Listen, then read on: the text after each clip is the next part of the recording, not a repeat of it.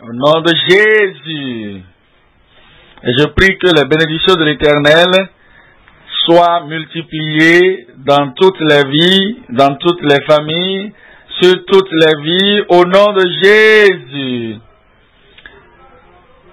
Père, nous te disons merci aujourd'hui, merci de nous amener à un culte d'adoration pareil. Et nous prions, Seigneur, que les bénédictions d'adoration descendent sur tout le monde. Que tu touches toutes les vies, que tu transformes toutes les vies avec la parole qui va parvenir à tout le monde au nom de Jésus. Ceux qui sont ici, ceux qui sont en ligne, partout dans le monde entier, adorant avec nous, bénis tout le monde sans exception. Merci Seigneur pour les ossements. Au nom de Jésus, nous prions. Un autre très bon et béni Amen. Vous pouvez vous asseoir. Merci beaucoup d'être là. Aujourd'hui, nous considérons à quelque chose très important, très essentiel pour tout le monde. En réalité, les amis, quand vous considérez la parole du Seigneur, vous allez découvrir certaines choses gracieuses, des commandements merveilleux. Nous allons considérer 3 de ces commandements aujourd'hui dans Deutéronome chapitre 20, le verset 4. Deutéronome chapitre 20, le verset 4. Deutéronome 20, le verset 4. Il dit, car c'est l'Éternel, votre Dieu, qui marche avec vous pour combattre vos ennemis, pour vous sauver. Pour vous sauver. Vous allez découvrir une parole là-bas, se battre. Que le Seigneur va combattre pour vous. Il était là pour combattre pour les enfants d'Israël et il était là pour se battre pour eux contre leurs ennemis. Lorsque vous utilisez le mot se battre, vous pouvez battre avec, ça veut dire que vous supportez la personne afin que vous battez contre son ennemi.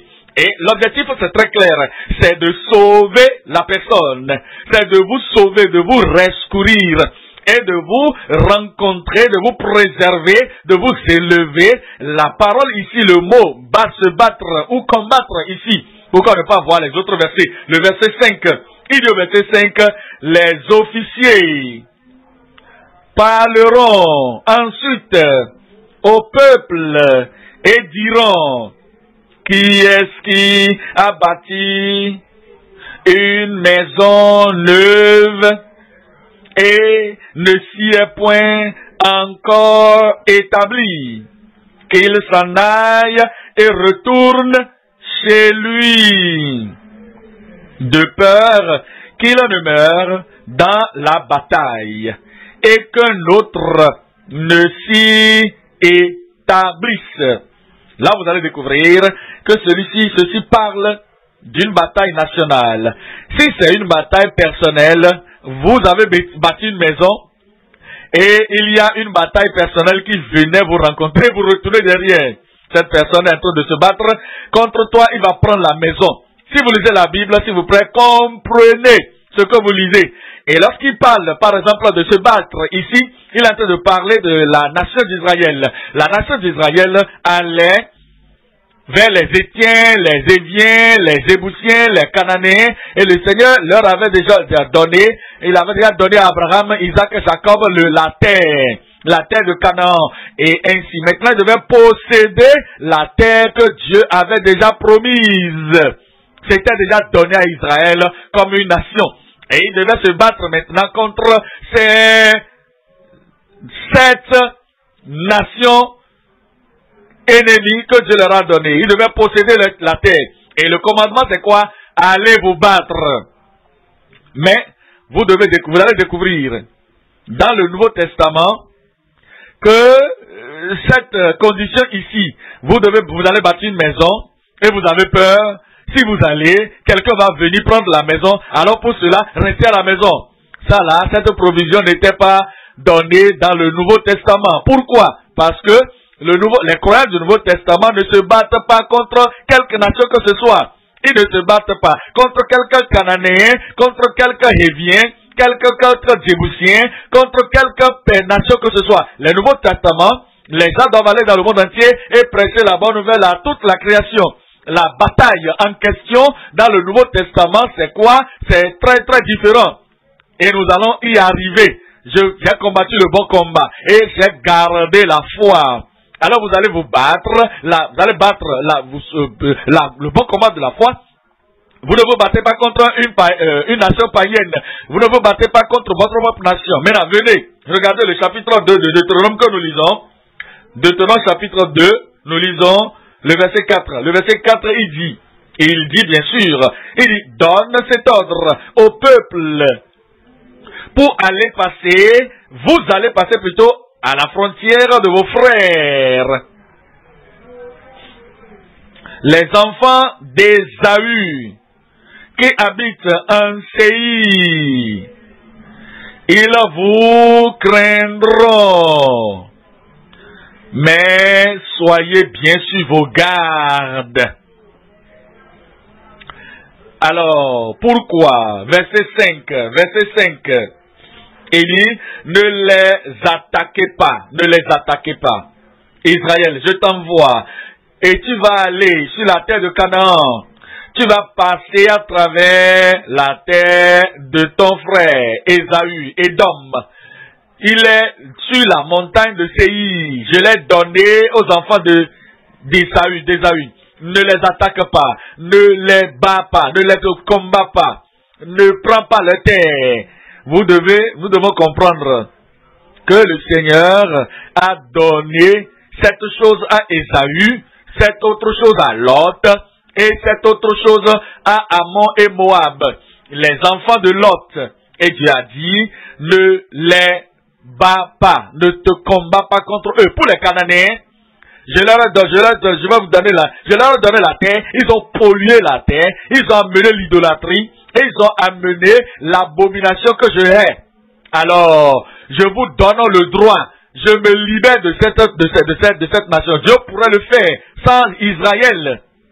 Vous savez, il a dit que la terre va les vomir. Il a dit qu'il va envoyer les ours et ces animaux vont les chasser loin de la terre. J'aurais pu faire cela par moi-même, mais pour que vous compreniez la valeur de la terre que je vous donne, alors allez vous battre. Mais voici, ne faites pas la bataille contre ceux-ci. Nous devons comprendre alors, quand il faut se battre, à quoi se battre contre? Et quand il ne faut pas se battre, qu'est-ce qu'il ne faut pas se battre contre? Alors, nous allons voir maintenant dans chapitre 2, nous allons revenir après, mais nous allons voir chapitre 20 encore, le verset 3. Chapitre 20, le verset 3. Il dit, il leur dira, écoute Israël, vous allez aujourd'hui livrer bataille à vos ennemis. Comprenez, ces gens étaient les ennemis de Dieu. Parce qu'ils étaient des ennemis de Dieu, ils étaient les ennemis d'Israël. Si quelqu'un n'est pas l'ennemi de Dieu, alors il n'est pas notre ennemi, il n'est pas l'ennemi d'Israël. Si quelqu'un n'est pas ennemi du Dieu d'Abraham, du Dieu d'Isaac, du Dieu de Jacob, celui-là ne serait pas l'ennemi de la nation d'Israël. Nous devons comprendre les choses. Lorsqu'il dit contre vos ennemis, contre mes ennemis, Dieu l'a dit, se battre, les gens qui se battent contre moi, les gens qui se battent contre ma parole, qui se battent contre ma volonté, alors ils sont devenus vos ennemis. Alors vous devez approcher cela comme cela se doit, sur la vertu de cette bataille contre vos ennemis. Que votre cœur ne se trouble point. Soyez sans crainte. Il a parlé à tous les enfants d'Israël, ne craignez point. Vous venez juste de bâtir une maison, ne craignez point. Vous avez planté une vigne, ne craignez point. Vous venez de prendre une nouvelle femme, ne craignez point. Il a parlé à tout Israël. Tout Israël.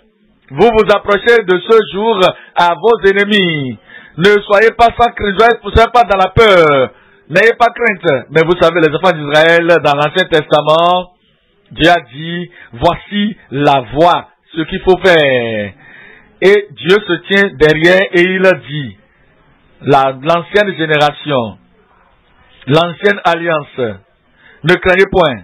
Mais, si vous n'avez pas la foi en moi et que vous avez peur, il a donné la nouvelle voie.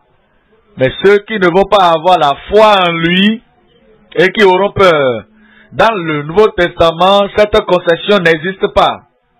Jésus a dit, mon ami, mes amis, n'ayez point peur de ce que l'on peut faire.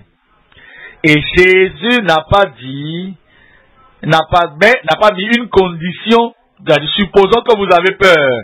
Alors voilà ce qu'il faut faire. Si cela arrivait que vous avez peur, voici la voie à suivre.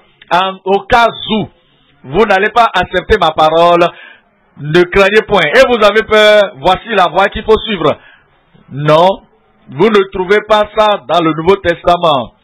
La dureté de cœur dans l'Ancienne Alliance leur a donné des alternatives.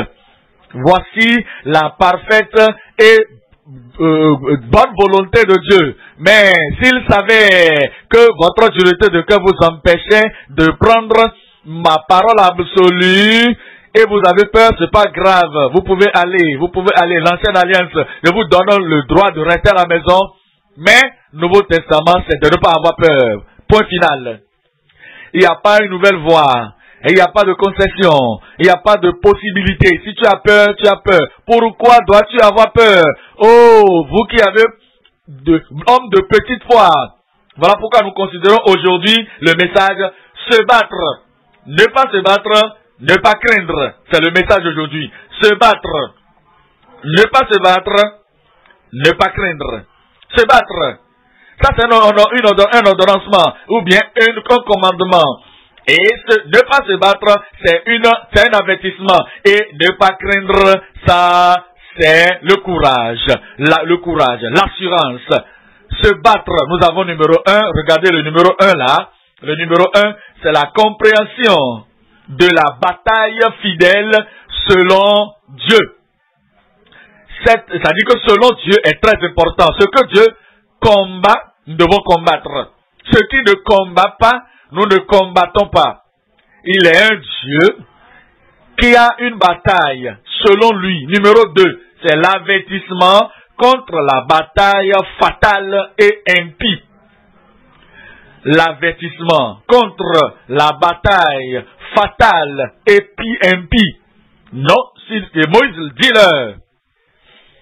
Lorsque vous serez aux abords de la terre de Séir, dis à tous les soldats de croiser leurs bras et de laisser leurs épées dans leurs fourreaux. Ne vous battez pas contre la terre que j'ai déjà donnée à Ésaü. Moïse dit-le-leur. Lorsque vous allez vous approcher de la terre de Moab, de la terre d'Amon, que j'ai déjà donnée en possession aux enfants de Lot, dis-le-leur. Ne vous battez pas contre ceux-ci. Cela redonne. Et cela serait une bataille fatale et impie. L'avertissement contre la bataille fatale et impie. Numéro 3, que Dieu vous bénisse. Le courage pour la fructueuse et bonne bataille. Il y a une bataille fructueuse. Combattez le bon combat de la foi. Et lorsque vous venez à cela, voici ça c'est très fructueux. Et ceci c'est très profitable. Et voici c'est un commandement du ciel. Se battre. Mais se battre pour la foi. Vous avez besoin du courage pour le faire. Et lorsque Dieu dit viens ici, va devant. Et combat contre l'idolâtrie. Combat contre l'abomination, combat contre la nécromancie de toute cette nation païenne, contre les puissances des ténèbres. Vous ne pouvez pas échouer. Il ne peut pas vous combattre et vous vaincre. Ayez bon courage, ne craignez point. Ne soyez pas dans la débandade. Allez-y et combattez le bon combat de la foi. Revenons maintenant au point numéro 1. Le point numéro 1, c'est la compréhension de la bataille fidèle selon Dieu.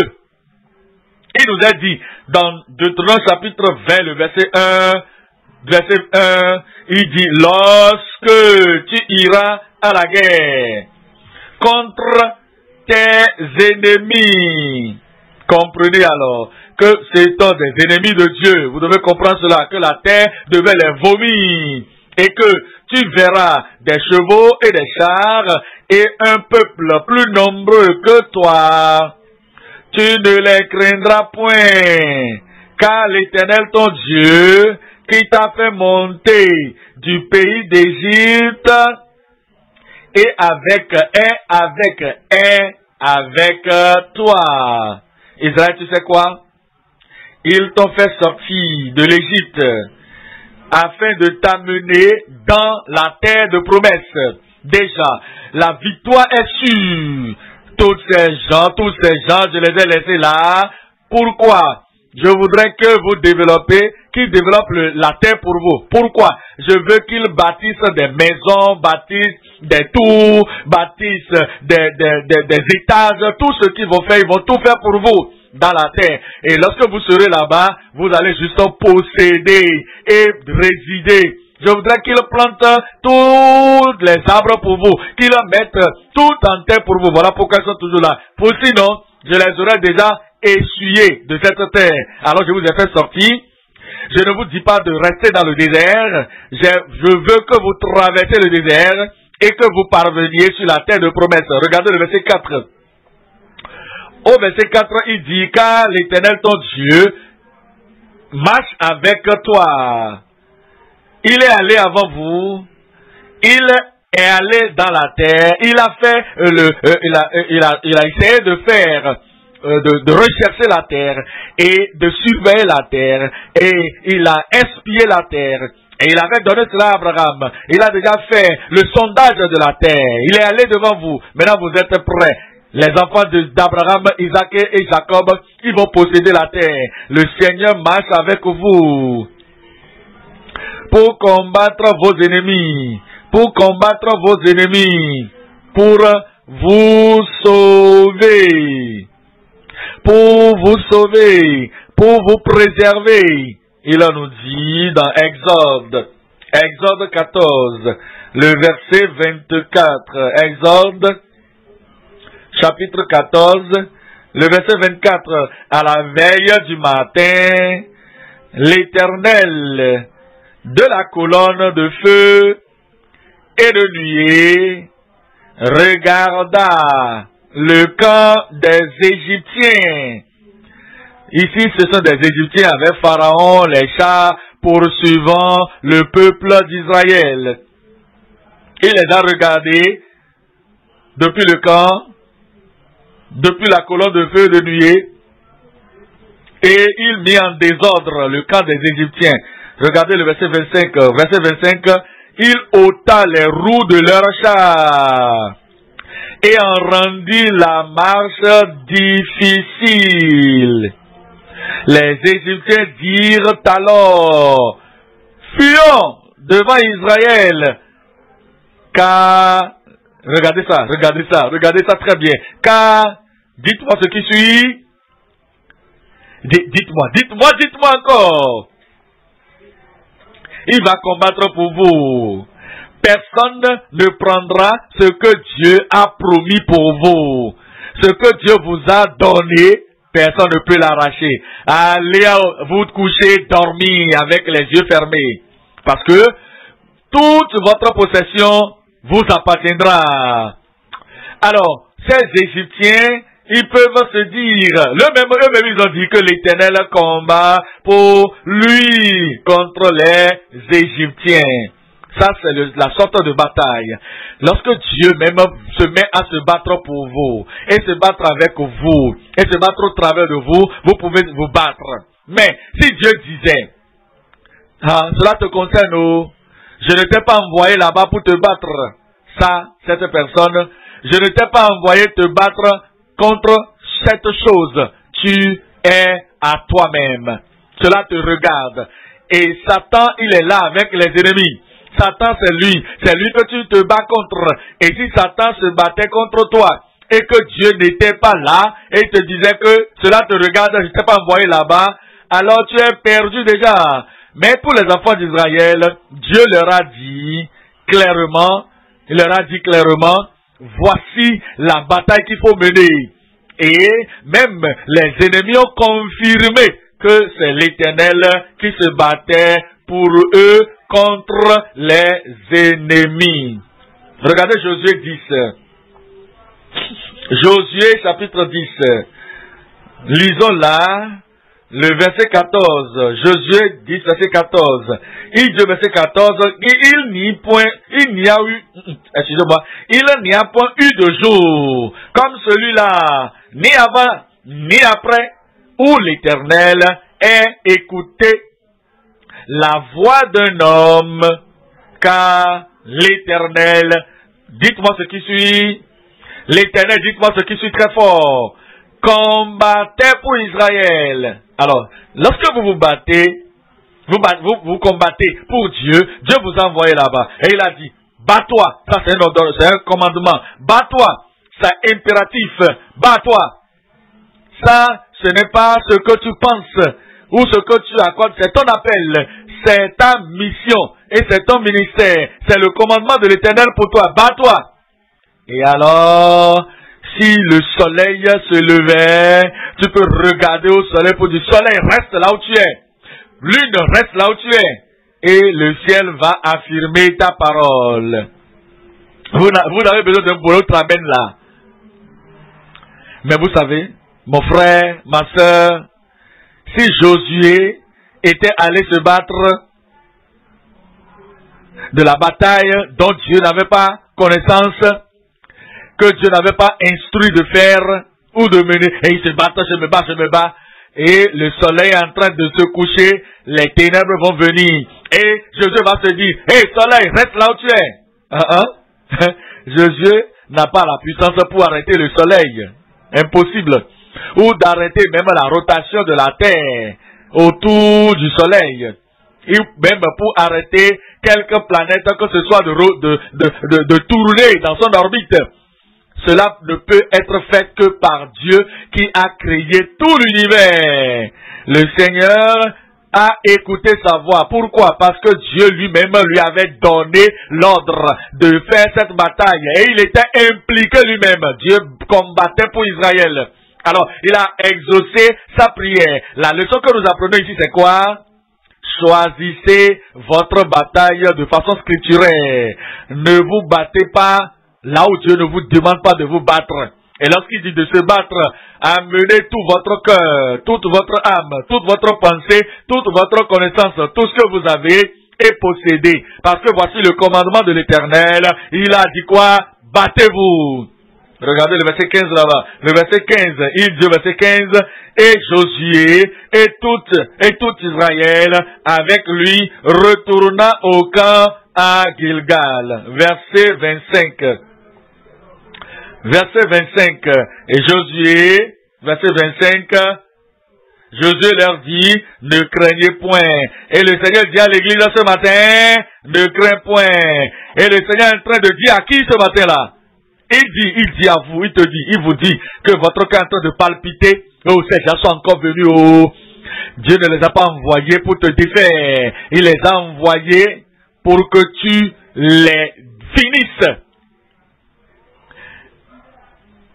Ceux-là, à quoi tu ne penses même pas, qui se lèvent et qui veulent se battre contre toi. Tu ne dois pas avoir peur d'eux. Ils sont là pour que tu les vainques. Et tu vas les vaincre. Tu vas vaincre tout ennemi de Dieu au nom de Jésus. Et alors, il leur a dit, ne craignez point et ne vous effrayez point. Fortifiez-vous, ayez du courage, car c'est ainsi que l'Éternel traitera. Qui va le faire? Je dis, qui les traitera? C'est l'Éternel qui les traitera. Tous vos ennemis contre lesquels vous combattez. Parce que le Seigneur vous envoie de se battre contre eux. Pourquoi il faisait cette bataille? Afin de posséder leur possession. Les enfants de Jacob, les enfants d'Israël, ils posséderont leur possession. Devant moi aujourd'hui, c'est l'Israël de Dieu. Je dis devant moi, je vois l'Israël de Dieu. Vous allez aller de l'avant. Vous irez de l'avant. Et vous posséderez votre possession au nom de Jésus. Maintenant, regardez le psaume 2, verset 8. Psaume 2, verset 8. Psaume 2, verset 8. Il dit, demande-moi, et je te donnerai les nations pour héritage, les extrémités de la terre pour possession. Pourquoi? Dites-moi à haute voix. Pourquoi? Pour possession. Ça, c'était dit de Christ. Et Christ est déjà allé au ciel. Et Christ va être, il est le roi des rois, le Seigneur des seigneurs. Il va posséder toutes choses comme héritage. Tout et toute personne. Le Père lui a tout donné. Alors cela, il vous a transféré cela. Il nous a transféré cela. Et il nous a demandé d'aller partout le monde entier. Faut pas les tuer, mais sauvez-les. Ne les écrasez pas, mais convertissez-les. Et amenez-les comme possession de Dieu au travers de Jésus-Christ. Parce que maintenant, toute la terre est pour Dieu. Toutes les extrémités de la terre deviendront possession du peuple de Dieu. Et vous faites partie de cette extrémité. Regardez dans Actes 8, le verset 4. Actes, chapitre 8, le verset 4. Actes 8, le verset 4, là. Il dit, ceux-là qui avaient été dispersés allaient où? Ils allaient où? Partout. Est-ce que vous irez? Vous allez réussir. Vous aurez des convertis.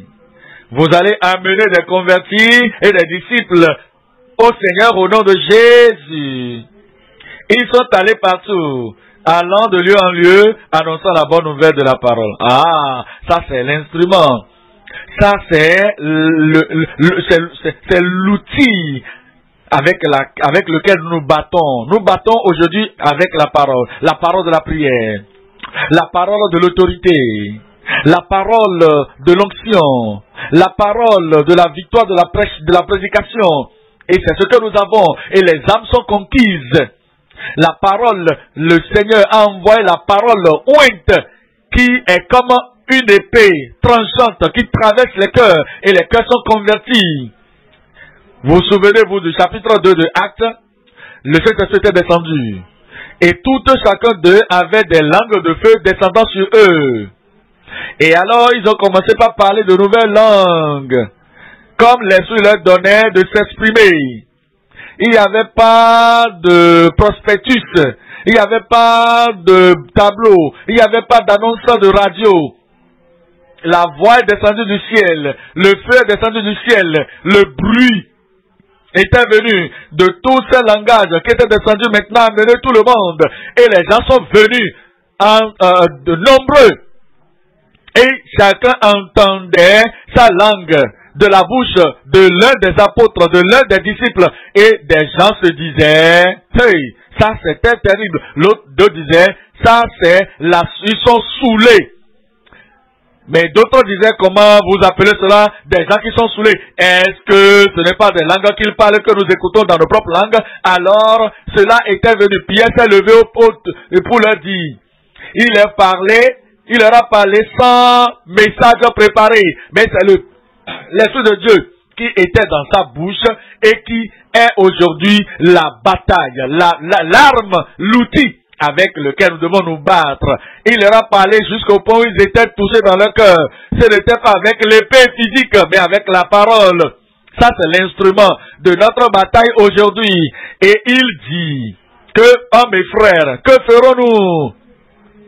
Et Pierre leur répondit, repentez-vous, détournez-vous et sortez loin de toute votre rébellion contre le Maître Jésus, le capitaine de notre salut.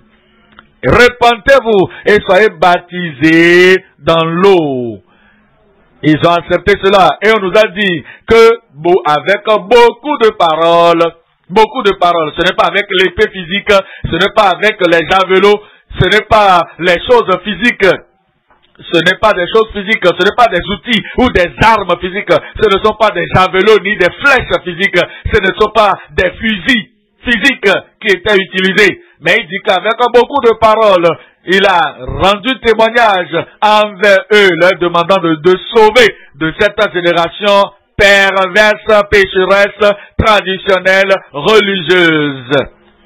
Et alors, il leur a dit, nous avons appris cela, et 3000 âmes, de façon joyeuse, ont accepté la parole, ils étaient baptisés, ils ont continué dans l'enseignement des apôtres, et dans la communion fraternelle, et dans la fraction du pain, et dans la prière. Et l'outil qui a fait cela, c'était la parole. Et tout ouvrier, tout croyant qui prend cette parole doit amener la parole de sa grâce, la parole de sa puissance, la parole du salut. Partout nous allons prêcher l'évangile, la parole, les gens sont convaincus, les gens sont convertis et les gens sont engagés et ils sont consacrés à l'Éternel. Ça, c'est ce que le Seigneur nous demande de faire. Regardez Actes chapitre 1. Lisons là le verset 8. Actes chapitre 1, le verset 8. Mais vous recevrez une puissance. Ça, c'est l'arme aujourd'hui. Ceux qui sont sans prière, ils ne peuvent pas prier. Ceux qui ne prient pas, ils sont faibles. Ils ne savent pas comment peuvent se battre pour le Seigneur aujourd'hui. Ils ne peuvent pas prier. Ils ne peuvent pas se tenir sur les promesses de Dieu. Ils ne peuvent pas réclamer les provisions que le calvaire a pourvues. Et ils sont là seulement parce qu'ils peuvent se battre et réussir. Ça, c'est une bataille inutile. C'est une bataille qui ne va pas vous profiter. Mais il dit, vous recevrez une puissance, le Saint-Esprit surviendra sur vous, et vous serez mes témoins à Jérusalem. Vous avez vu maintenant, ils ont fait ça à Jérusalem, et dans toute la Judée, dans la Samarie, et jusqu'aux extrémités de la terre. Les extrémités de la terre. C'est où ça? Ça, c'est ici. Je dis, c'est où ça? C'est ici. Est-ce que Pierre connaissait le nom Nigeria, ou le nom Bénin, ou le nom Côte d'Ivoire? Pierre ne connaît pas. Ça, c'est les extrémités de la terre, ça. Il ne savait pas tous ces autres pays de l'Afrique. Il ne connaît rien de ces choses-là. Et tout ce qu'il savait, c'est extrémité de la terre. Et la puissance, l'épée qui était sortie pour faire le travail, pour combattre, et avait convaincu les hommes, et les avait consacrés, les a convertis. C'est l'épée de la parole qui les avait amenés dans le royaume. C'est la parole de sa puissance. Et c'est ce que le Seigneur est en train de nous donner aujourd'hui. Et c'est l'appel que nous avons aujourd'hui. Je prie que nous allons accomplir cet appel qui nous est lancé au nom de Jésus. Et alors, au travers de la prédication de la parole, au travers de l'évangélisation du monde, nous sommes en train de nous battre contre les ennemis de Dieu afin de pouvoir posséder la terre. Nous pouvons posséder les gens, nous puissions posséder les nations pour le Seigneur. Et le Seigneur nous donnera ses convertis. Il va prendre ses disciples et ils vont devenir son héritage. Ils vont devenir sa possession. Et considérons maintenant un verset familier, Jude. Jude, le verset 3. Jude, le verset 3. Jude, verset 3. Bien-aimés, comme je désirais vivement vous écrire au sujet de notre salut commun, je me suis senti obligé de le faire afin de vous exhorter à combattre pour la foi qui a été transmise au sein une fois pour toutes. Se battre pour la foi, ça c'est la foi maintenant, ça c'est la bataille maintenant, ça c'est le contentieux maintenant, ça c'est notre devoir maintenant, c'est notre responsabilité, notre appel. S'il dit, voici ce qu'il faut faire de façon sérieuse, se battre pour la foi, combattre pour la foi, pour préserver la foi pour le salut. Bats-toi pour ça. Pour préserver cela, rappelez-vous, vous ne vous battez pas avec l'épée physique, vous ne vous battez pas avec des fusils, Vous ne vous battez pas avec la psychologie. La psychologie, la bataille psychologique, l'arme psychologique. Vous n'êtes pas là en train de vous battre avec le standard du monde. C'est le monde. Et nous sommes ici avec la parole, la prédication, la prêche avec la parole de Dieu. Pour la pénétration par cette parole, il faut se battre pour la foi qui a été transmise au sein. Et une fois pour toutes, lorsqu'il dit de se battre, vous devez vous battre. Comment on fait cela? Numéro 1, vous devez comprendre la foi. Le salut là, la sanctification, la puissance dans le Saint-Esprit, la provision de la nature divine que nous devons posséder et l'engagement total que nous devons avoir à tout cela. Vous devez comprendre tout cela d'abord. Et après la compréhension, vous devez vous suivre, dire que suivre cela et transmettre cela, c'est-à-dire à vous-même et combattre pour la foi qui a été transmise au sein. Et ensuite, vous devez vous consacrer, Et lorsque vous consacrez votre vie à la foi qui a été transmise une fois pour toutes au sein, les gens vont voir votre exemple, les autres verront votre fermeté, parce que vous êtes attaché à cette foi qui a été transmise une fois pour toutes au sein. Ils sauront que cette personne est pour la foi du Seigneur Jésus-Christ. Et j'ai été crucifié avec Christ. Si je vis encore, je ne vis pas par moi-même. La vie que je mène maintenant, je l'amène au travers du Seigneur Jésus-Christ qui vit au-dedans de moi. La foi que j'ai en lui me permet de mener cette vie. Lui qui m'a aimé et qui s'est donné lui-même pour moi. Ils savent que voici cette femme, cet homme est en train de se battre pour la foi qui a été transmise parce qu'il a compris la foi. Il s'est consacré à cette foi. Il s'est engagé pour cette foi. Il s'allie à cette foi. Et alors, vous devez conserver. Vous devez garder cette foi. Vous pouvez être un croyant pour 10 ans, pour 20 ans. Ça là, avec cette même foi, la foi qui sauve, la foi qui sanctifie, la foi qui nous remplit avec le Saint-Esprit, la foi qui nous donne le courage de vivre pour Christ dans le bureau, dans la famille, partout où nous sommes, sans la peur de qui que ce soit, sans la faveur, sans vacillation et sans tomber ou sans aller loin de votre devoir. Vous êtes en train de préserver cette foi et vous gardez cette foi. Cela veut dire que vous êtes en train de vous battre pour la foi qui a été transmise une fois pour toutes au sein. Vous devez vous poser la question. Est-ce que je comprends cette foi? Est-ce que je suis en train de me consacrer à cette foi? Est-ce que je suis en train de m'engager pour cette foi? Est-ce que je suis en train de conserver, de garder cette foi? Maintenant, si vous voulez vous battre pour quelque chose, vous devez combattre contre tout ce qui va venir à défier cette chose. Ici, nous sommes l'église du Dieu vivant. L'église de Christ. Nous voici.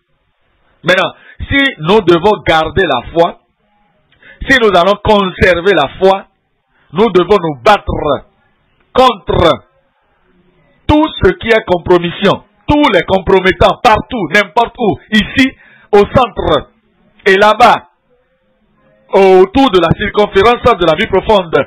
Nous devons nous battre contre tous les compromettants, quel que soit leur nom, quel que soit leur statut, quelle que soit leur position.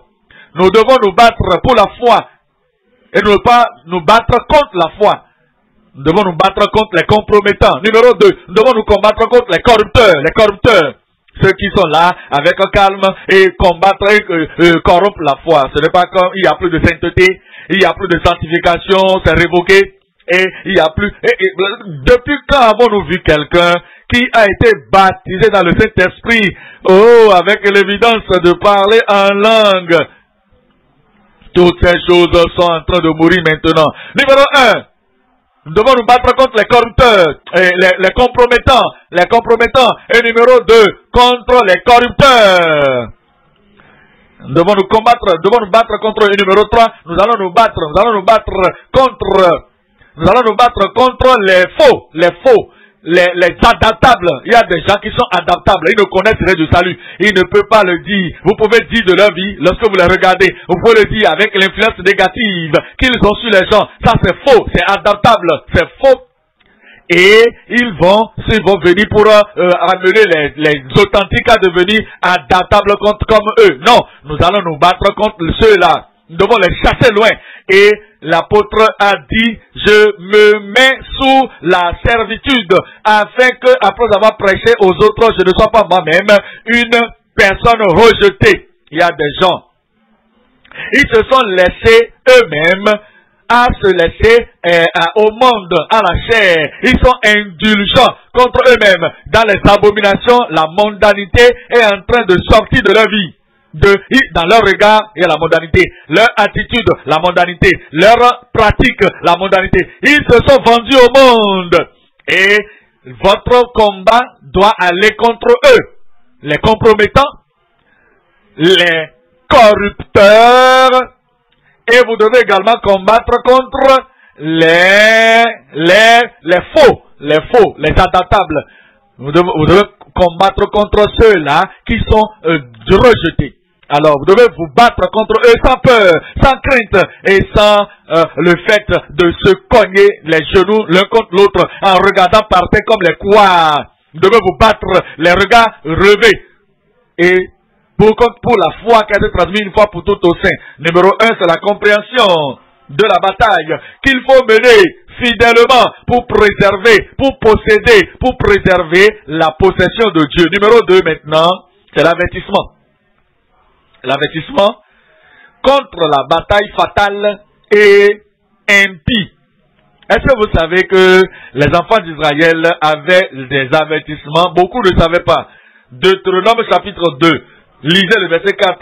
Deutéronome 2, le verset 4. Donne cet ordre au peuple. Vous allez passer à la frontière de la frontière de vos frères. Les enfants d'Ésaü. Dieu les a appelés leurs frères. Ne battez-vous contre vos ennemis. Ne vous battez pas contre Ésaü et sa famille, ses enfants, ses descendants. Pourquoi? Parce qu'ils ne sont pas vos ennemis, ils sont vos frères. C'est eux qui habitent la montagne de Séir. Ils vous craindront. Mais soyez bien sur vos gardes. Regardez le verset 5. Verset 5. Ne les attaquez pas, car je ne vous donnerai pas dans leur pays même de quoi poser la plante du pied. Israël, ne les bat pas, ne les combat pas, ne se bat pas contre eux. Ne te bats pas contre eux, ne les engage pas en combat, parce que je ne te supporterai pas. Je ne donnerai pas un iota de leur terre à toi. Je l'ai déjà donné à Ésaü. Nous voyons cela spirituellement. Voici, cela m'appartient. Est-ce que Ésaü a un problème avec toi? Ce n'est pas un problème. Laisse-moi faire. Je leur ai donné leur terre. Ils ont le sang de Jacob coulant en eux. Jacob a le sang d'Isaac. Isaac a le sang d'Abraham. Alors, à cause d'Abraham, Isaac, Jacob, alors Ésaü, il fait partie de leur sang. Alors, je lui ai donné à Ésaü et à sa descendance cette terre. Ne les attaque pas. Et alors, il nous dit, à cause du fait que je leur ai donné cette montagne de Séir, parce que je leur ai donné pour possession. Verset 9. Verset 9. Au verset 9, il dit, l'Éternel me dit, n'attaque pas Moab et ne t'engage pas dans un combat avec lui. Numéro 1, les enfants, les descendants d'Ésaü, ne les attaque pas. Numéro 2, les Moabites, ne les attaque pas. Et il continue. Ne les combats pas, ne les engage pas en bataille, car je ne te donnerai rien à posséder dans son pays. Connaissez le territoire, connaissez votre domaine d'intervention et les limites de votre combat, les limites de votre champ de bataille, tel que le Seigneur a désigné pour vous. Pourquoi? Parce que je lui ai donné, j'ai donné en propriété aux enfants de Lot. Alors Israël, ne va pas là-bas, ne va pas de ce côté, ne va pas là-bas. Vous n'allez pas vers les Moabites et vous n'allez pas vers la montagne de Séir appartenant aux enfants d'Ésaü. Verset 19. Verset 19. Il dit au verset 19. Et tu approcheras des enfants d'Amon. Numéro 3 maintenant. Séir numéro 1. Moab numéro 2. Amon numéro 3. Ne les attaque pas. Ne leur donne pas de stress. Ne leur donne pas la dépression. Ne leur fais pas rentrer dans la tristesse. Ne les dérange pas. Et ne t'engage pas dans un combat avec eux, car je ne te donnerai rien à posséder dans le pays des enfants d'Amon. Rien. C'est aux enfants de Lot que je les ai donnés en propriété. Moab, Amon, les enfants de Lot. Dieu leur a donné là où ils vivaient pour possession. Ici nous apprenons quoi? Il y a un endroit où il faut se battre. Il y a des nations contre lesquelles il faut se battre. Mais il y a des nations également contre lesquelles il ne faut pas se battre. Qu'est-ce qui va se passer alors après cela? Après que Dieu a donné cet ordre, Israël, ne les bats pas, ne te combats pas contre Ésaïe, ne te bats pas contre Séir, ne te bats pas contre Moab, ne te bats pas contre Amon. Regardez Nombre, chapitre 22, verset 4. Nombre 22, verset 4. Moab dit aux anciens de Madian, cette multitude va dévorer tout ce qui nous entoure. Moab, disant que les enfants d'Israël vont tout décimer, tout ce qui les entourait, comme le bœuf broute la verdure des champs. Israël allait tout brouter, selon lui. Il continue disant, Balak, fils de Tsippor, était alors roi de Moab. Verset 5. Au verset 5, il envoya des messagers auprès de Balaam, fils de Béor, à Pétor, sur le fleuve. Lui, il habitait le fleuve, là-bas, dans le pays des fils de son peuple, afin de l'appeler et de lui dire, voici, un peuple est sorti d'Égypte. Les enfants d'Israël, ils couvrent la surface de la terre et ils habitent vis-à-vis de moi. Verset 6. Viens, je te prie. Ne reste pas derrière. Viens maintenant. Ne tarde pas. Viens maintenant. Viens. En te pressant, je te prie. Maudis-moi ce peuple. Car il est plus puissant que moi. Peut-être ainsi pourrais-je le battre et le chasserai-je du pays. Car je sais les chasser du pays, car je sais que celui que tu bénis est béni, et que celui que tu maudis est maudit. Dieu a déjà dit, Israël, ne les combat pas, ne combat pas Moab. Moab était ignorant de la protection divine de son pays. Il était ignorant de la protection par le Seigneur, ignorant de l'avertissement que Dieu avait déjà donné pour lui contre Israël.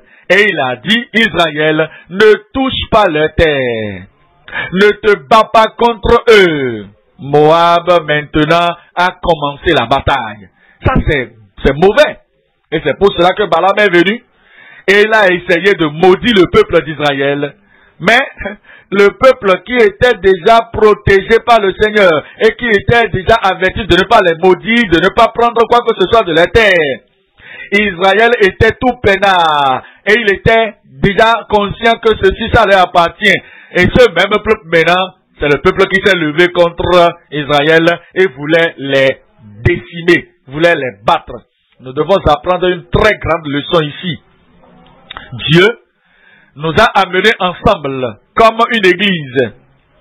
Et nous sommes là pour nous unir. Unir nos cœurs, nos mains, nos têtes. Unir nos ressources. Et nous battre contre Satan. Nous battre contre le monde. Nous battre contre le diable, les démons. Ce n'est pas nous battre l'un contre l'autre. Vous avez votre endroit. Nous devons laisser cet endroit pour toi. Dieu t'a donné ce ministère, cette opportunité de gérer cette nation, de faire cela. Reste là et fais ce qui doit être fait. Ne te bats pas contre l'Israël de Dieu, le peuple de Dieu. Il nous a avertis de ne pas nous battre contre vous, de ne pas nous battre contre votre section, de ne pas nous battre contre votre responsabilité, de vous laisser là où vous êtes, pour que vous puissiez faire le travail qui est nécessaire. Maintenant, vous vous levez et vous commencez par vous battre contre nous comme les Moabites. Balak, qui a suscité cette bataille, là où il ne devait pas avoir de la bagarre. Vous n'allez pas vous battre. Moi, je ne me battrai pas. Je le dis pour moi-même. Je ne me battrai pas contre vous. Et le Seigneur vous bénira les œuvres de vos mains. Je ne vous combattrai pas. Je ne battrai pas votre ministère. Je ne me combattrai pas contre votre devoir. Je ne me battrai pas contre votre appel. Vous aussi, ne le faites pas contre moi. Ne vous battez pas contre mon ministère. Vous n'allez pas vous battre contre mon appel. Nous travaillons ensemble. Et c'est ainsi que Dieu va marcher avec nous. Nous considérons 2 Chroniques. 2e Chronique, chapitre 20. Le verset 10. 2e Chronique, chapitre 20, le verset 10. Maintenant, voici les fils d'Ammon. Vous vous rappelez d'eux maintenant, non? Et de Moab, vous vous rappelez d'eux? Et ceux de la montagne de Séir, chez lesquels tu n'as pas permis à Israël d'entrer. Les 3, Séir, Moab, Ammon. Ammon, Moab, Séir. Tu nous as avertis de ne pas les toucher. Regarde maintenant. Ils se lèvent. Tu nous avais dit de ne pas les toucher. Chez lesquels tu n'as pas permis à Israël d'entrer quand ils venaient du pays d'Égypte. Car il s'est détourné d'eux. Israël s'est détourné de leur terre. Il ne voulait pas les battre à cause de l'avertissement qui était donné. Ne te bats pas contre eux. Et ne les a pas détruits. Regardez maintenant le verset 11. Voici, verset 11. Les voici qui nous récompensent. Ammon, Moab, Séir. Ils nous récompensent en venant contre nous, en venant nous chasser, de ton héritage, dont tu nous as mis en possession. Tu nous avais dit de ne pas les toucher, de ne pas toucher leur héritage, de nous avoir laissé dans leur héritage. Tu nous avais dit, pour Séhi, je l'ai déjà donné, cela. Je l'ai donné aux enfants d'Ésaü. Mais voici maintenant, tu nous avais dit de ne pas les battre pour les déposséder de la terre. À propos de Moab, tu l'as donné à ceux-ci. Tu nous as avertis de ne pas les battre, de ne pas les combattre, de ne pas les déposséder. Et quand il s'agit des enfants d'Amon, tu nous avais dit de ne pas toucher quoi que ce soit qui était leur possession. Mais ces trois nations contre lesquelles tu nous as dit de ne pas toucher, ils se sont détournés maintenant, ils sont en train de se battre contre nous pour nous déposséder de nous, notre héritage, pour nous chasser de notre héritage, dont tu nous as mis en possession. Verset 12. Verset 12. Oh, notre Dieu, n'exerceras-tu pas des jugements sur eux? Car nous sommes sans force devant cette multitude nombreuse qui s'avance contre nous. Nous les avons laissés tranquilles, nous les avons pas combattus, nous avons laissé survivre, nous les avons laissé réussir, nous leur avons donné l'opportunité de devenir puissants. Maintenant, sont devenus une nation nombreuse et nous ne savons que faire. Mais nos yeux sont sur toi. Seigneur, tu nous as dit de ne pas nous battre contre eux. Mais ils se sont levés contre nous maintenant et ils sont unis ensemble, ces trois nations, pour nous battre. Qu'allons-nous faire? Verset 22. Verset 22. Le verset 22 nous dit, au moment où l'on commençait les chants, ils ne savaient pas ce qu'ils allaient faire. Ce qu'ils avaient besoin de faire, c'était simplement de chanter et de louer Dieu. En ce moment, l'Éternel plaça une embuscade contre les fils d'Amon, fils de Moab, et les fils de la montagne de Séir, qui étaient venus contre Juda. Et il fut battu. Regardez le verset 23. Le verset 23, les fils d'Amon et de Moab se jetaient sur les habitants de la montagne de Séir. L'esprit de confusion est descendu sur eux. Et au lieu de se battre contre Israël, qui était leur objectif, ils se sont tournés contre Séir. Séir, toi tu es venu d'où là? Ésaü, c'est ton papa, non? Viens ici. Et alors, et quand ils eurent fini avec les habitants de Séir, ils les ont rendus tout ce qu'ils devaient être. Ils cédaient les uns les autres à se détruire. Mais où est Moab aujourd'hui? On ne les retrouve plus. Ils ne sont plus sur la carte du monde. Où sont les Ammonites? Je ne les trouve pas. Ils ne sont plus sur la carte du monde. Où sont les enfants d'Ésaü? Aujourd'hui, Séir, c'est où aujourd'hui? Je ne les retrouve plus. Ils ne sont plus sur la terre. Pourquoi? Le Seigneur a dit, Israël, ne les combat pas. Et eux maintenant, ils se sont levés. Ils ont pris cette liberté, cette opportunité.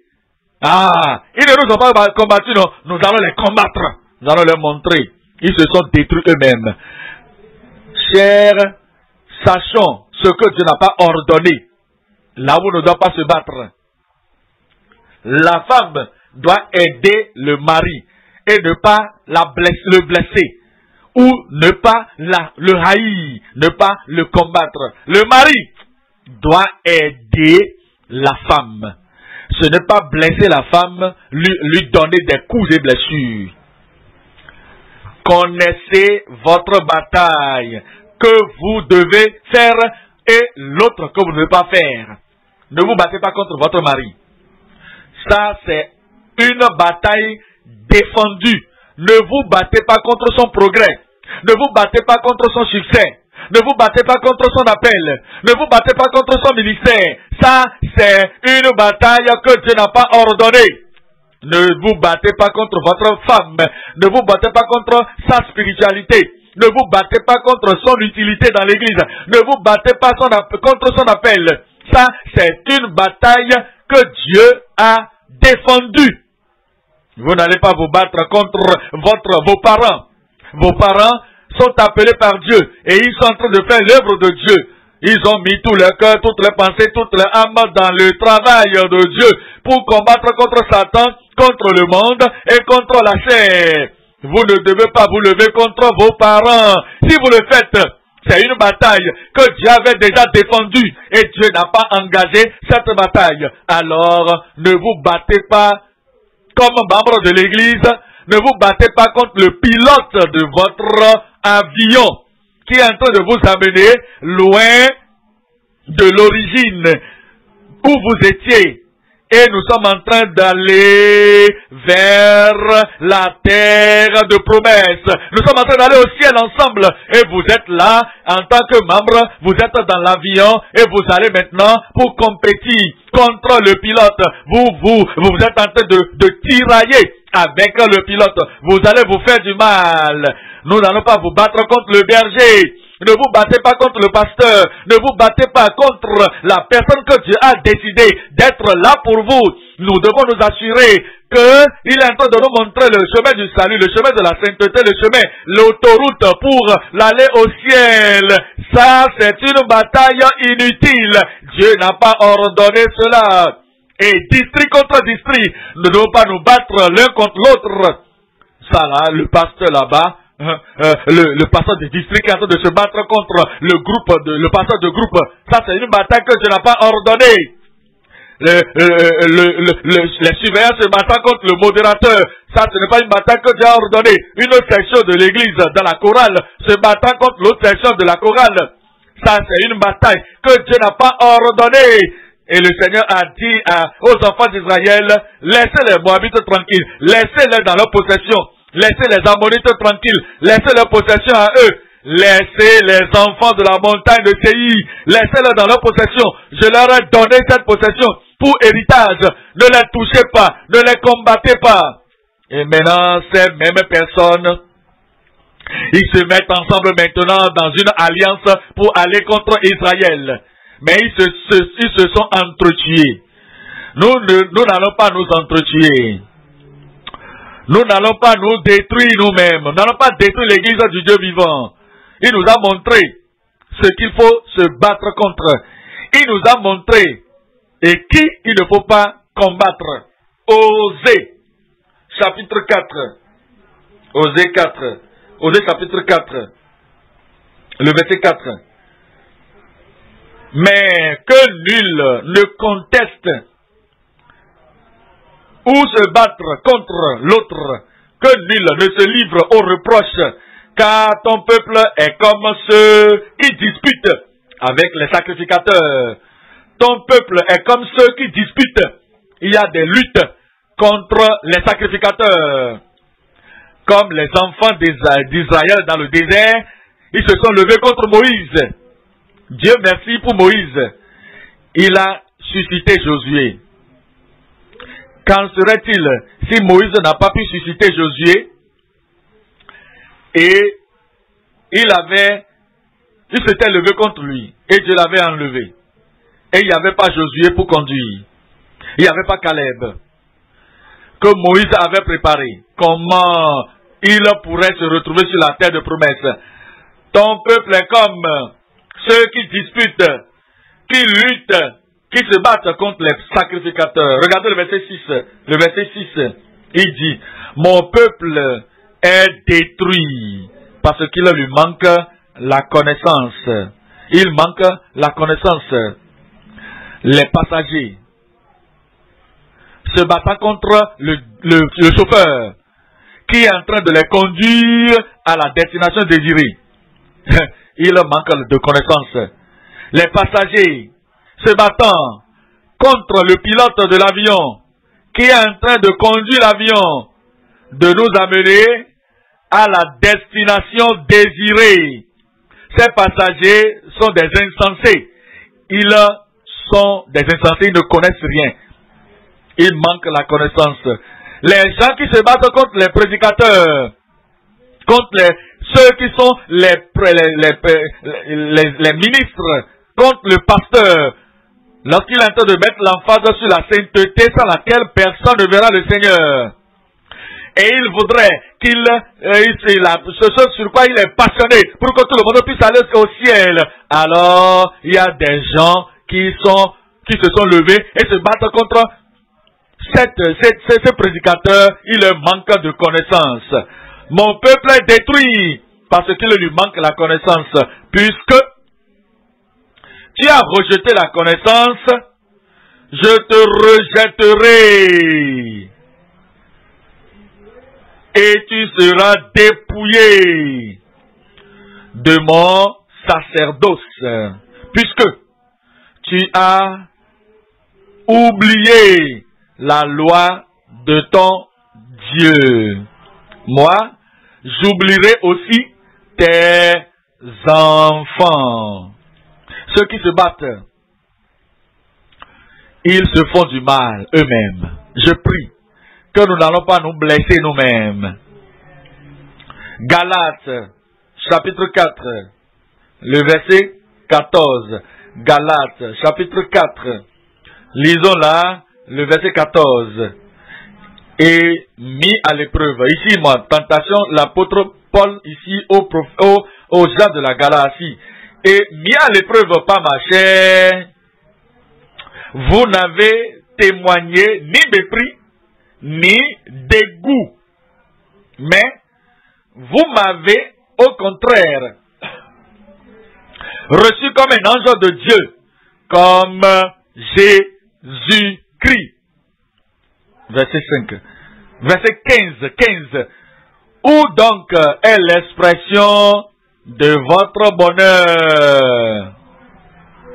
Car je vous atteste que si cela eût été possible, si cela eût été faisable, vous seriez arraché les yeux pour me les donner.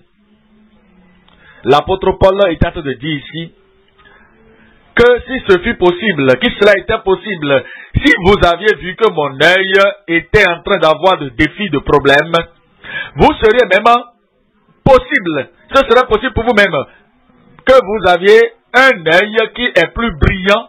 Qu'est-ce que nous allons faire? Nous sommes là, et voici, nous sommes assis, nous écoutons la parole, et Paul, qui est en train de nous donner la parole, il est en train de perdre sa vision. Il disait que si c'était possible, pour la transplantation en ce moment, comme on peut transplanter les reins pour l'homme et la femme, on peut transplanter les autres organes à d'autres personnes, parce que la science et la médecine en ce moment n'étaient pas à ce point comme maintenant. Il n'y avait pas possibilité de transplantation de cœur, transplantation de quelque chose, les choses qu'on met maintenant dans le cœur, si le cœur est en train de s'affaiblir, pour que ces choses puissent aider le cœur à se relever encore. Et c'est pourquoi je dis que si c'était possible, vous auriez même arraché votre œil et donné pour que je puisse continuer d'avoir la vision pointue pour continuer de prêcher l'évangile. Il a dit maintenant, où est cette possibilité, ce bonheur? C'est où? Verset 16. Suis-je devenu votre ennemi en vous disant la vérité? Les Galates étaient en train de rater le point de la bataille. Ils n'ont pas compris ce qu'ils allaient combattre et qu'ils allaient combattre. Ils allaient dans la direction contraire. Je prie que le Seigneur nous donne la compréhension. Le pasteur, votre père dans la foi n'est pas votre cible à combattre. Que cela soit avec des armes physiques ou des armes psychologiques ou des actes d'attitude. Non, votre pasteur est là comme votre père. Et il est en train de vous conduire dans la direction du ciel. Et l'avertissement est de quoi? De ne pas vous battre contre lui. Nous considérons Jérémie 18. Jérémie 18, verset 18. Jérémie, chapitre 18. Le verset 18. Et ils ont dit, venez, complotons contre Jérémie. car la loi ne périra pas, faute de sacrificateur, ni le conseil, faute de sage, ni la parole, faute de prophète. Venez, tuons-le, tuons-le, battons-le, blessons-le avec la langue. Ils ne veulent pas utiliser les armes physiques, ils veulent utiliser la langue. Ne prenons pas garde à tous ces discours. Verset 19. Verset 19. Écoute-moi, Éternel, et entends la voix de mes adversaires. Des gens qui se battent contre moi. Verset 20. Le mal sera-t-il rendu pour le bien? Car ils ont creusé une fosse pour m'ôter la vie. Souviens-t'en, je me suis tenu devant toi, afin de parler en leur faveur et de détourner de ta colère. Mais voici les mêmes personnes pour qui je me suis battu, qui sont venus maintenant contre le berger, contre le leader Jérémie. Ça, c'était une bataille qui ne devait pas faire. Regardons maintenant le point numéro 3. Le point numéro 3, maintenant, c'est le courage. Le courage pour la bataille fructueuse et bonne. Le courage pour la bataille, ou bien la fructueuse et bonne bataille. Deutéronome chapitre 20, le verset 3. Voici ce à quoi ils sont appelés maintenant. 20 verset 3. Et je leur dirai, écoute Israël, tu leur diras, écoute Israël, vous allez aujourd'hui livrer bataille à vos ennemis. Que votre cœur ne se trouble point. Votre cœur ne se troublera point. Ne craignez point. Soyez sans crainte. Soyez sans crainte. Ne vous effrayez pas. Ne vous épouvantez pas devant eux. Ne craignez point. Ça, c'est le courage qui nous demande d'avoir. Josué. Josué chapitre 10. Josué chapitre 10. Le verset 24. Josué 10. Le verset 24. Lorsqu'ils eurent mené ces trois rois, Josué appela tous Israël et leur dit à ces gens qui avaient marché, approchez-vous, mettez vos pieds. Il dit, ainsi fera le Seigneur pour tous vos ennemis contre qui vous vous êtes battus. Vos ennemis, ce n'est pas vos frères. Vos ennemis, ce ne sont pas les enfants de Séi, les enfants d'Ésaü, Ammon, Moab. Vos ennemis contre lesquels vous vous battez. Et vous allez les vaincre au nom de Jésus. 1 Timothée 6, 1 Timothée 6, le verset 12. 1 Timothée 6, le verset 12. Le verset 12 nous dit, combat le bon combat de la foi. Ne te bats pas pour aller contre la foi, préserve cette foi. La foi pour être sanctifiée. Combat pour préserver cette foi, pour la sanctification. Cela exige la foi pour être rempli dans le Saint-Esprit et de puissance et d'onction. Combat pour la foi qui nous aide à posséder cette puissance de cet esprit. Il faut la foi pour garder le réveil. Combat pour la foi qui nous aide de préserver le réveil. Combat le bon combat de la foi. Cela exige la foi pour endurer, comme une église, de se tenir sur la Bible et les doctrines de la Bible pour 10 ans, 20 ans, 50 ans, 60 ans. Si Jésus tardait à venir, cela exige l'épine dorsale, cela exige la fermeté pour se battre et se tenir sur l'épine dorsale de l'église pour pouvoir préserver la foi. Combat le bon combat de la foi. Saisis la vie éternelle, à laquelle tu as été appelé. Ça, c'est notre appel et pour laquelle tu as fait une belle confession en présence d'un grand nombre de témoins. Que le Seigneur nous y aide au nom de Jésus. Actes des Apôtres, chapitre 20, le verset 21. Actes 20, verset 21. Annonçant aux Juifs et aux Grecs la repentance envers Dieu et la foi en notre Seigneur Jésus-Christ. Préservez cette foi, préservez cette repentance, préservez cette parole qui amène la conviction aux pécheurs, qui donne la conversion à ceux qui sont convaincus, la consécration à ceux qui sont convertis, l'engagement à ceux qui sont consacrés et la continuation à ceux qui sont engagés. Combat pour préserver cette foi qui garde les gens sur l'autoroute de la sainteté, la repentance envers Dieu et la foi en notre Seigneur Jésus-Christ. Il dit au chapitre 26, chapitre 26, le verset 18, chapitre 26, le verset 18, il dit, pour leur ouvrir leurs yeux, afin que tu leur ouvres les yeux, pour qu'ils passent des ténèbres à la lumière, et de la puissance de Satan à Dieu. Cela exige la foi pour transformer les gens, les enleveurs du diable pour venir vers Dieu, pour briser le pouvoir des ténèbres loin de leur vie. Oui, battons-nous pour cela. Battons-nous pour cette foi. Préservons cette foi qui nous donne d'être des dynamiques, des intrépides, afin que les gens soient délivrés des chaînes et des cordes du diable et qu'ils reçoivent de moi le pardon des péchés et l'héritage avec les sanctifiés. Voyez-vous cela? Sanctifiés par la foi. Nous devons nous battre pour cela. Ça, c'est la bonne bataille qu'il faut mener pour maintenir les gens dans la fermeté. Et nous serons fermes. Vous allez être fermes. L'Église sera ferme au nom de Jésus.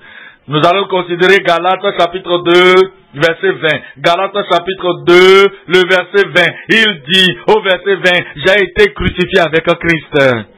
Et si je vis, ce n'est plus moi qui vis, c'est Christ qui vit en moi. Si je vis maintenant dans la chair, je vis dans la foi au Fils. Je vis dans la foi. Je vis dans la foi au Fils de Dieu qui m'a aimé et qui s'est livré lui-même pour moi. Ça, c'est pour cela que nous allons nous battre. Votre foi va tenir. Vous allez endurer jusqu'à la fin au nom de Jésus. Toutes ces batailles infructueuses que quelqu'un avait menées de par le passé, nous les enterrons aujourd'hui au nom de Jésus. Vous n'allez pas vous battre contre votre femme. Amen. Vous n'allez pas vous battre contre votre mari. Amen. Je parlais hier aux ouvriers. Est-ce que c'était hier? Je parlais de la femme qui refusait à son mari de la toucher. Depuis le jour où on a dit, est-ce que tu acceptes cet homme comme ton mari? Tu vas rester à ses côtés, tu vas l'aider, tu vas le supporter. Et tu as dit oui. Est-ce que vous savez que depuis ce jour, quand les ont joué ensemble, ils ont dit oui, j'accepte. Elle n'a jamais permis à son mari de la toucher. Êtes-vous au courant? Je sais que la personne peut ne pas être ici hier. Mais ce que j'ai dit hier, vous étiez là. Si vous étiez là à la des ouvriers hier, vous devez être ici aujourd'hui. Si vous êtes là, je vous le dis en même temps. Ça, c'est la bataille contre votre femme, votre mari, que Dieu n'a pas ordonné. Vous devez vous repentir. La femme ne doit pas se battre contre son mari. Donnez-moi un bon amen. Vous devez être content que Dieu vous a choisi pour être la femme de ce monsieur, le monsieur là, ce monsieur bien-aimé enfant de Dieu. Et tout ce que Dieu a dit qui va lui donner. Ça, c'est son droit. C'est son droit. C'est son héritage. Il vous l'a donné. Dans ce mariage, vous devez lui donner sans lui refuser quoi que ce soit. Et vous ne devez pas dire, je vais lui donner, mais ce n'est pas encore le temps. Ça, c'est le diable qui parle. Ça, ce n'est pas de Dieu. Donnez-moi un bon amen là-bas. Retournez à la maison et soyez obéissants à Dieu, obéissante à Dieu et obéissante à votre berger. Il est votre berger, voici votre église, l'homme de Dieu dans cette église, qui vous avez été envoyé par Dieu. Ne lui refusez pas son droit. Sœurs, que je vous bénisse toutes. Je vous entends, j'entends votre voix et je veux voir votre visage. Où êtes-vous, chers sœurs, tenez-vous debout. Toutes les sœurs, levez-vous. Vous serez bénis par Dieu. Vous allez sortir, vous allez revenir dedans et vous êtes bénis. Vous aurez des enfants miracles. Vous allez les avoir dans votre famille. Les œuvres de vos familles vont réussir. Dieu va pourvoir beaucoup d'argent. Dis-le, beaucoup d'argent pour votre mari et il prendra soin de vous. Et s'il ne prend pas soin de vous comme cela se doit, dis-le à votre pasteur de groupe, dis-le au modérateur de venir me dire ça. Et si j'entends ça, votre problème, si cela me parvient, c'est déjà résolu. Maintenant, ne faites jamais l'erreur de lui refuser votre corps. Dis-le Amen. Et pour vous qui êtes là, qui n'êtes pas encore mariés, ne levez pas votre main, je vous vois là. Vous aurez un bon mariage. Le Seigneur va vous bénir. Toutes les familles seront bénies. S'il vous plaît, asseyez-vous. S'il vous plaît, asseyez-vous. Marie, les frères, l'armée puissante de Dieu, s'il vous plaît, tenez-vous debout. Amen. Je suis comme vous, vous êtes comme moi. Je suis content et vous serez content. Je suis accompli et vous serez accompli. Vous savez, à mon âge maintenant, regardez comment, si je veux courir, je peux courir, hein. Si je veux marcher, je marche. Amen. Vous savez pourquoi? Quelqu'une est derrière moi. Votre maman est en train de prendre soin de moi. Je suis content. Je suis en bonne santé. Je suis sain. Je vous transfère cela. Vous saurez si quelqu'un est en train de se battre contre moi. Si j'ai la bataille interne et que je suis en train de survivre, comment pourrais-je venir devant vous comme ça et tenir debout comme ça tout droit et de tenir ferme et courir même si je veux? S'il y avait la bataille à l'intérieur, si vous voulez me voir sauter, je peux sauter. Je vous transfère cette force. Aimez vos femmes. Ne vous refusez pas vos femmes. L'héritage de votre femme. L'objectif pour lequel Dieu vous a joints ensemble. Que vous devez être le mari de cette femme. Ne lui refusez pas ses droits. Faites tout de votre possibilité, de votre capacité pour la rendre contente. Amen. Lorsqu'elle a faim, vous savez des fois, ça c'est la seule chose que je ne fais pas. Et je voudrais le faire des fois. Après qu'on a mangé, je vais dire, est-ce que maman, je peux ramasser les plats? Elle va dire, non, c'est le prédicateur. Elle ne me permet pas de prendre les plats. Si elle m'avait permis, je l'aurais aidé à aller écraser le piment, couper l'oignon, et nous allons faire cela. Servez votre femme, aimez votre femme, et le Seigneur vous bénisse toutes les familles dans cette église au nom de Jésus. Tout le monde, tenez-vous debout, et nous allons prier maintenant, amener tout à Dieu dans la prière. Nous n'allons pas nous battre l'un contre l'autre. Vous n'allez pas vous battre contre les membres de la famille. Vous n'allez pas vous battre contre lesquels je ne veux pas que vous battez. Vous allez tenir toute la doctrine, tout le jeu de votre vie au nom de Jésus. Levez votre voix, élevez la voix maintenant et priez le Seigneur. Dites-lui, priez maintenant. Que le Seigneur vous accorde la compréhension de ce que nous venons d'entendre aujourd'hui et que le Seigneur vous bénisse encore. Qu'il vous bénisse personnellement. Qu'il vous bénisse dans la famille. Qu'il amène l'abondance des miracles abondants dans votre vie.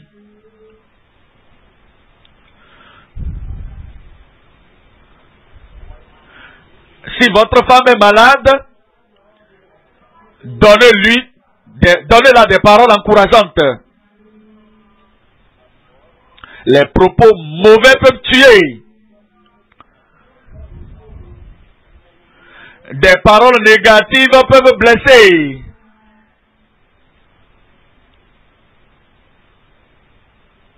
De bonnes paroles, de justes paroles, des paroles appropriées,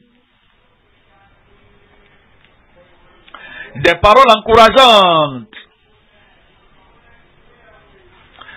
Ne rendez pas vos propos comme des épées, comme des couteaux.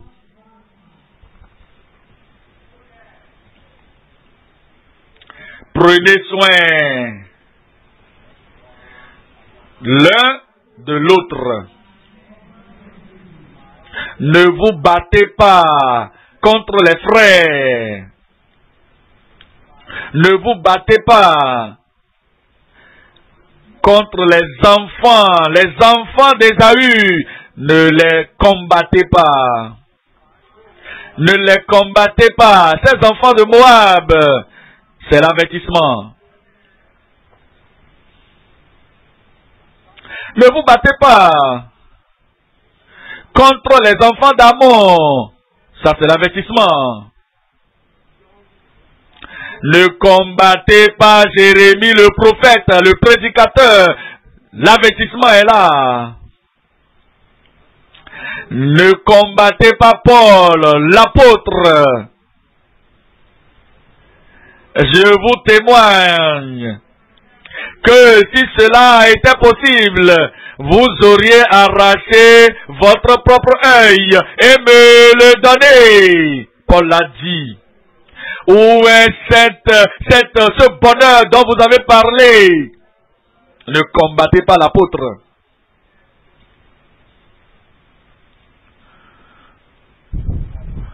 Ne combattez pas votre berger. Combattez pas, ne combattez pas.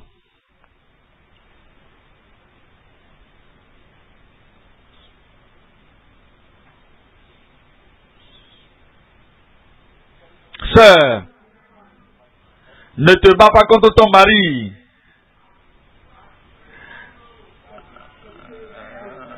Rejette cet esprit de bagarre contre ton mari.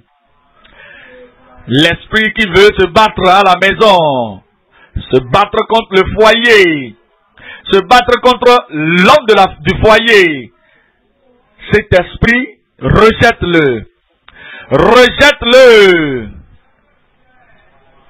Cet esprit de bagarre contre la femme, c'est un esprit. Dis-lui non. En tant qu'homme dans le foyer, dis non à cet esprit de bagarre. Rends ton foyer, ta maison, un lieu de repos pour tous les membres de la famille.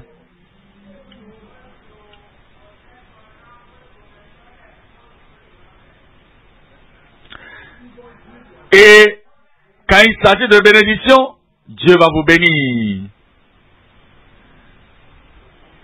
Si vous obéissez à l'Éternel, aucune âme forgée contre vous n'aura d'effet. Et toute langue qui se lèvera contre toi en jugement sera condamnée. Ça, c'est l'héritage de ceux qui sont les enfants de Dieu, des serviteurs de Dieu, des enfants de Dieu, des filles de Dieu, des garçons de Dieu. Et ça, c'est leur justice qui vient de la part de l'Éternel. Ainsi parle le Seigneur. Ne combattez pas contre la famille de Dieu.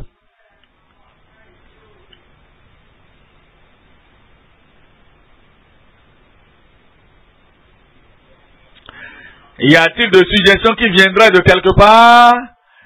De se battre contre un frère? De se battre contre une sœur? Ça, ce n'est pas une suggestion qui vient du sauveur de ce frère, le sauveur de cette sœur. Cela vient du diable. Si vous vous battez, vous êtes en train d'obéir au diable qui est en train de renier Christ.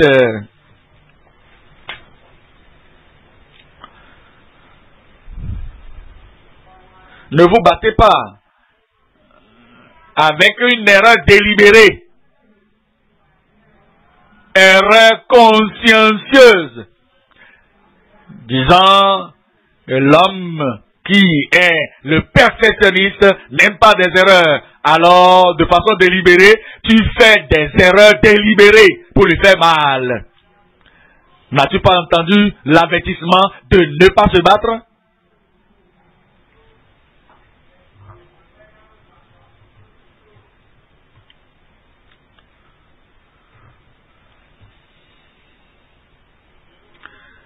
Si vous ne vous battez pas contre la famille de Dieu,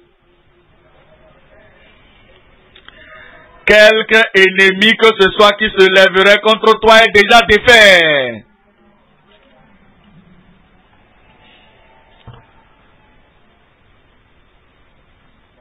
Mais, si Moab, Ammon, Séir,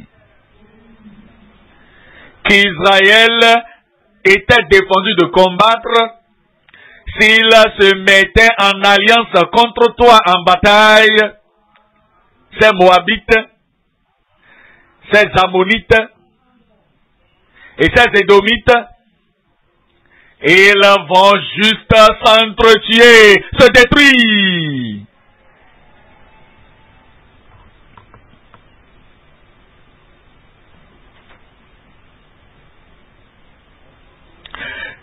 Allez à lui.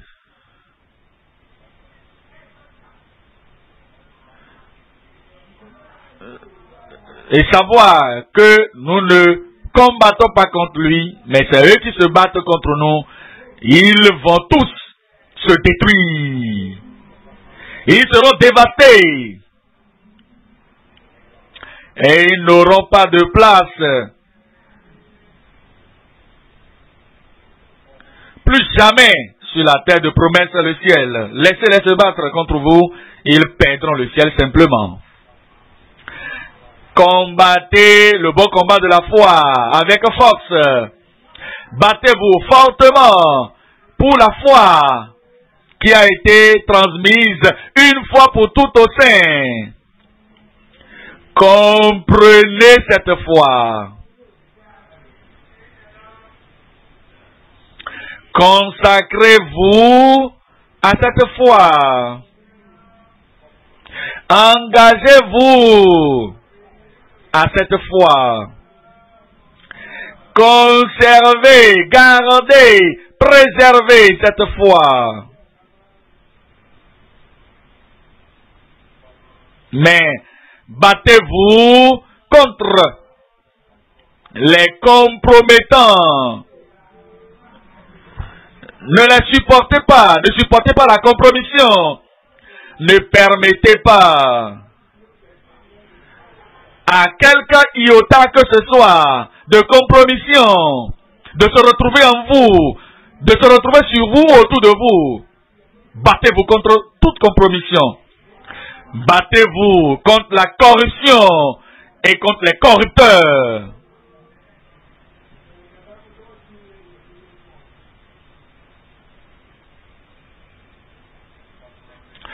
Battez-vous contre les faux frères, les fausses sœurs, ceux qui n'ont pas le salut authentique et qui transportent le salut adaptable et qui sont en train d'aller ici et là. Et ils ne veulent pas avoir la chose authentique dans leur cœur. Battez-vous contre les faux. Battez-vous contre eux. Battez-vous contre les rejetés. Les rejetés. Ceux qui se laissent à l'indulgence de soi, qui se laissent tomber dans des choses comme ils le veulent. Ils sont des rejetés. Comme Israël, qui a rejeté ce qui est bien. Il est un rejeté. Il a rejeté comme une pièce reprouvée. Rejeté, une pièce gâtée, limée. Il est perdu. Ils viennent à vous, vous tenez encore ferme, vous continuez de tenir ferme.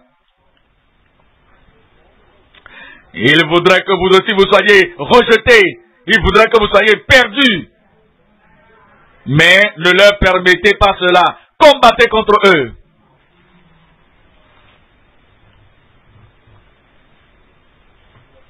Dans votre famille, allez vous aimer les uns les autres. Allez donner de l'aide l'un à l'autre. Allez nourrir l'un l'autre. Allez embrassez-vous l'un l'autre. Mari ou femme plutôt, ne te bats pas contre ton mari. Donne-lui ce que tu retiens derrière, qui lui appartient. Donne-lui ça. Mari, ne te bats pas contre le vase faible.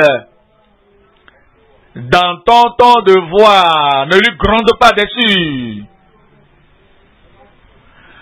Avec le regard de ton visage, ne te bats pas contre elle.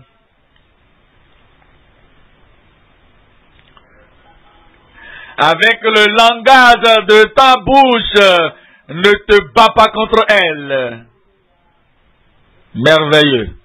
Ne retiens pas l'argent dans ta poche. Ne retiens pas l'argent. Ne retiens pas les finances. Ne refuse pas de soutenir, de prendre soin d'elle. Quoi que ce soit que tu possèdes, qui lui appartient à ta femme, ce dont elle doit profiter. Ne retiens pas ça loin d'elle. Ne lui manque, ne retire pas ta communion d'elle. Prends soin d'elle. Aime-la. Aide-la. Supporte-la. Bâtis-la. Bâtissez-vous l'un l'autre.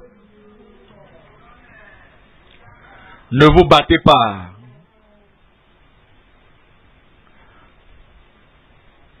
Au nom de Jésus, nous prions. Béni, heureux, favorisé, prospéré, enfant de Dieu, au nom de Jésus, nous prions. Tout votre héritage vous est redonné. Tout ce que vous aviez perdu dans le bureau, à la maison, à l'église, dans le village, ils ont essayé de te déposséder de ton terrain. Reçois ça en retour au nom de Jésus.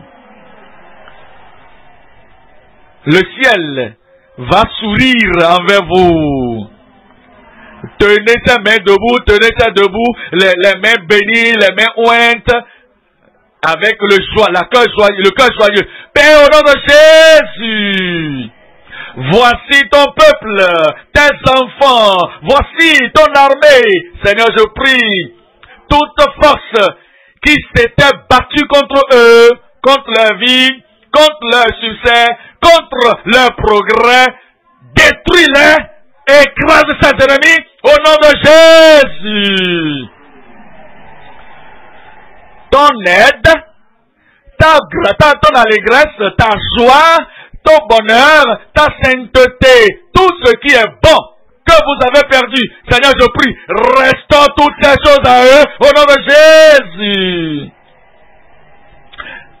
Des fruits dans vos vies, des fruits dans votre famille, des enfants miracles. Seigneur, annule la stérilité loin de au nom de Jésus.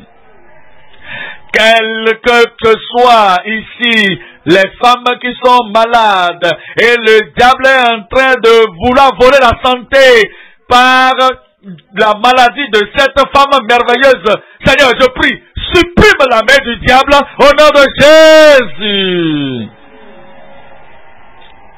Ma soeur, la guérison pour toi, l'aide pour toi, et toutes les puissances des ténèbres dans votre foyer qui sont en train d'œuvrer là-bas, essayant de se battre contre vous. Voici, vous êtes ici maintenant, vous avez prié, vous avez jeûné, vous avez attendu le Seigneur. Je prie maintenant. Toi, tu auras la victoire au nom de Jésus. La délivrance est affirmée pour vous. La domination est affirmée pour vous.